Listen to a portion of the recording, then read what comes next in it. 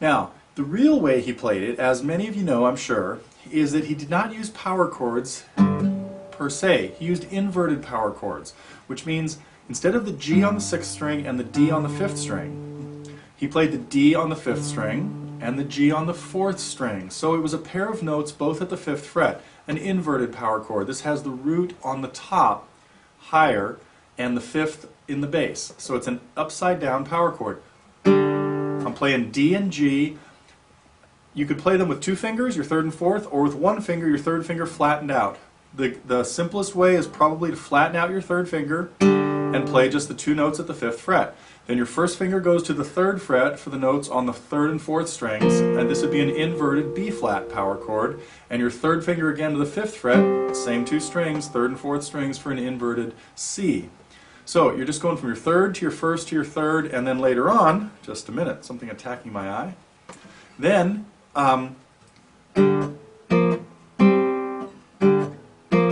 your 3rd finger could go past it and move back. Be sure not to slide down. This is not what happens. You need to hit them both clean. Now, also, he didn't play this with a pick. He played it with his fingers. You get a different sound. If I play those 2 notes with a pick, or if I play with my fingers, what you get with your fingers is the 2 notes are more evenly balanced. They're pretty much the same volume. When you play 2 notes with a pick and strike them down, you get the lower one louder. If you strike them as an up, you get the higher one louder. So, in order to keep the 2 notes as close to the same volume as possible, Ritchie Blackmore played this with his fingers.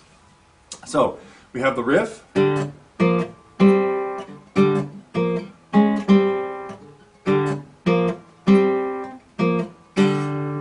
Inverted power chord. So now here's my G power chord. I've got the root of the chord here, G, and the 5th of the chord here, D.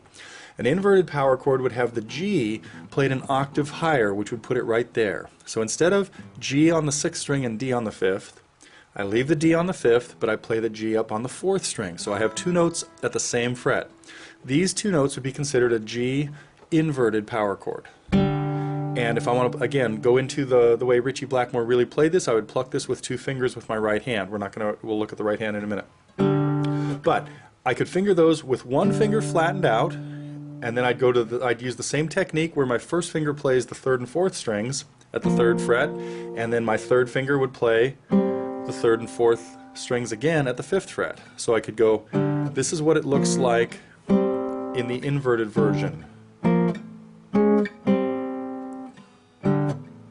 Now, there'd be a bunch of different ways. There are a few other ways I could have fingered this. I could have done this, and when I had to go to the one past, I could have gone with my 3rd finger and then back to my 1st for that. So, that's really up to you. There's the inverted power chord version, again, much more the way Ritchie Blackmore really played this in the studio recording of Smoke on the Water.